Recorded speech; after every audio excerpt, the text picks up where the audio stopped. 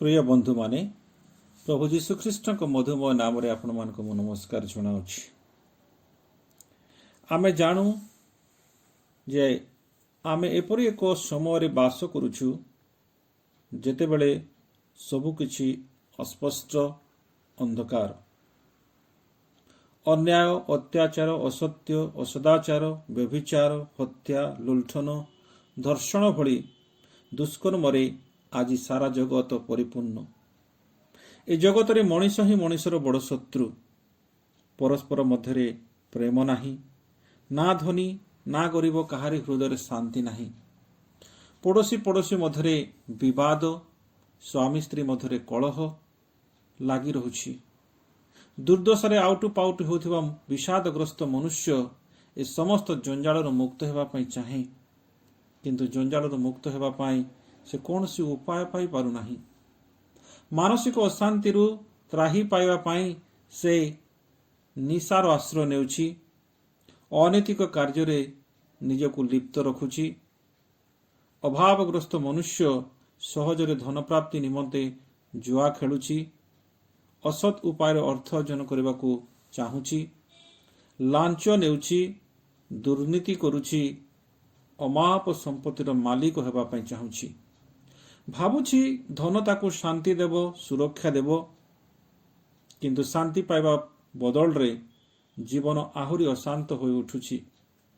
जीवन ए प्रकार एक दोछकी आसी पहुंची जाउछि जे से सेठारु केउ दिगकु जीव जानि पारु नाही। सबु किछि थाई भी शून्यतारे भरी जाउछि तार जीवन हाहाकार हो जाउछि। चतुर्दिग अंधकार देखा जाउछि। अंधकार अपसरिबा बदल रे आहुरी आहुरी गाढ़तर हेउछि।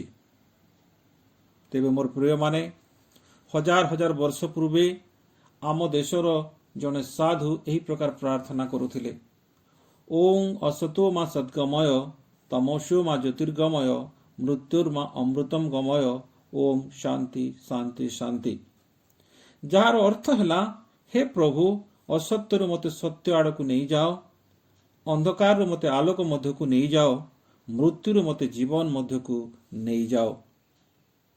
तेबे प्रश्न उठे कि किए आमको अंधकार और आलोक को नहीं जीवो, किए आमको असत्य मध्यरु सत्य आड़क नहीं जीवो, बा किए आमको मृत्यु जीवन आड़क नहीं जीवो, किए आम अशांत मन हृदय शांति भरीदेव, अन्याय अनीति तथा दुष्टतारे परिपूर्ण जगतरु किए आम्भको उद्धार करिवो, किए पाप सब क्षमा करिवो, किए आमको परित्राण बा मोक्ष देव। ए असमाहित प्रश्नर उत्तर जुग जुग धरी मनुष्य खोजी बुलुछि। सेथिपाई से तैयारी करिछि धर्म, रीतिनीति, परंपरा। जागतिक परंपरा, जागतिक रीतिनीति बा धर्मकर्म, तीर्थाटन, होमयज्ञ ए समस्त चक्रव्यूहरे व्यस्त रही से भावुछि जे एहा ही सही मार्ग जो मार्ग से ईश्वर प्राप्ति होई पारिबो। मात्र मूल प्रश्नर सठिक उत्तर से आज पर्यंत पाई पारि नाही। मनुष्य जानि पारु नाही जे प्रकृतरे से केउ आड़े जाउछि, कोन करुछि। सत्य, आलोक एवं जीवनर गुण रहस्य विषय से अज्ञ। तेबे मुनि ऋषि माने कहा उद्देश्य उक्त प्रार्थना करुथिले? हाँ, एपरि जने प्रभु अछंती जे कि समस्त प्रश्नर सठिक उत्तर देइछंती। से कहंती मु जगतर ज्योति। से एहा मध्य कहंती मु पथ, सत्य और जीवन। से दाबी करी कहंती जे केवल से ही एही जगतर अंधकार आपण को मते आलोक मध्य को आनी पारिबे। कारण से ज्योतिर्निवासी परमेश्वर अटंती। तांकठारे अंधकारर लेश नाही। से हेउछंती सत्यमय आत्मा, तांकठारे मिथ्यार अंश नाही। से केवल जीवन नुहंती, से अनंत जीवन अटंती। जे ताहांको पाए से जीवन पाए, से हेउछंती जीवनर स्रोत। से होउछंती सही पथ जो पथरे जने गमन कले पिता ईश्वर निकट को अर्थात स्वर्गराज्य को पहुंची पारिबो। कारण सत्य, जीवन और ज्योति प्राप्ति हेबार अर्थ मोक्ष प्राप्ति हेबा। କିନ୍ତୁ ମୋକ୍ଷ ପ୍ରାପ୍ତି ନିମନ୍ତେ ଜଣକୁ ବହୁମୂଲ୍ୟ ଦେବାକୁ ପଡ଼େ।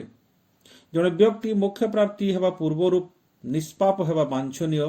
ଜୀବନରେ କରିଥିବା ପାପ ଗୁଡ଼ିକରୁ ମୁକ୍ତ ନହେଲେ ଜଣେ କିପରି ମୋକ୍ଷ ପ୍ରାପ୍ତ ହୋଇପାରିବ? ସତ୍କର୍ମ କରି ଜଣେ ମନୁଷ୍ୟ ପୁଣ୍ୟ ଅର୍ଜନ କରିପାରେ, କିନ୍ତୁ ପାପରୁ ମୁକ୍ତ ହୋଇପାରେ ନାହିଁ। ପାପରୁ ମୁକ୍ତ ହେବା ପାଇଁ ପ୍ରାୟଶ୍ଚିତ ବଳି ଦେବାକୁ ପଡ଼େ। ସେ ବଳି କୌଣସି ପଶୁ ପକ୍ଷୀର ରକ୍ତ ଦ୍ୱାରା ସାଧିତ ହୋଇପାରେ ନାହିଁ। ତେଣୁ ସେଥିପାଇଁ ଆବଶ୍ୟକ ଗୋଟିଏ ନିଖୁନ୍ତ, ନିର୍ଦାଗ, ନିଷ୍ପାପ, ନିଷ୍କଳଙ୍କ ନରବଳି। କିନ୍ତୁ ଜଗତରେ ଏପରି କୌଣସି ମନୁଷ୍ୟ ନାହିଁ ଯେ କି ସେହି ନରବଳି ପାଇଁ ଯୋଗ୍ୟ ଅଟନ୍ତି। କାରଣ ଏ ଜଗତରେ କେହି ମଧ୍ୟ ନିଷ୍ପାପ ଅର୍ଥାତ୍ ପାପ କରିନଥିବା ମନୁଷ୍ୟ ନାହାନ୍ତି। କିନ୍ତୁ ମୋର ପ୍ରିୟମାନେ, ନିରାଶ ହୁଅନ୍ତି ନାହିଁ। ଭାବନ୍ତୁ ନାହିଁ ଯେ ସେ ପ୍ରକାର ବଳି ଯଦି ଦିଆଯାଇ ପାରିବ ନାହିଁ, ତେବେ ମୁଁ କିପରି ପାପରୁ ମୁକ୍ତ ହେବି ଓ ମୋକ୍ଷ ପ୍ରାପ୍ତି ହେବି? ହଁ, ଆପଣଙ୍କ ନିମନ୍ତେ ଏକ ସୁସମାଚାର ଅଛି। ମୋର ଏବଂ ଆପଣଙ୍କ ସକାଶେ ନିଜକୁ ନରବଳି ସ୍ୱରୂପେ ଉତ୍ସର୍ଗ କରିଥିବା ସେହି ବ୍ୟକ୍ତି ଆଉ କେହି ନୁହନ୍ତି, ମାତ୍ର ପିତା ଈଶ୍ୱରଙ୍କ ଅଦ୍ୱିତୀୟ ପୁତ୍ର, ଆମମାନଙ୍କର ତ୍ରାଣକର୍ତ୍ତା ପ୍ରଭୁ ଯୀଶୁଖ୍ରୀଷ୍ଟ ଅଟନ୍ତି। ପ୍ରଭୁ ଯୀଶୁ ଆମମାନଙ୍କର ଅଧର୍ମ ନିମନ୍ତେ କ୍ଷତବିକ୍ଷତ ହେଲେ ଓ ଆମମାନଙ୍କର ଅପରାଧ ନିମନ୍ତେ ଚୂର୍ଣ୍ଣ ହେଲେ।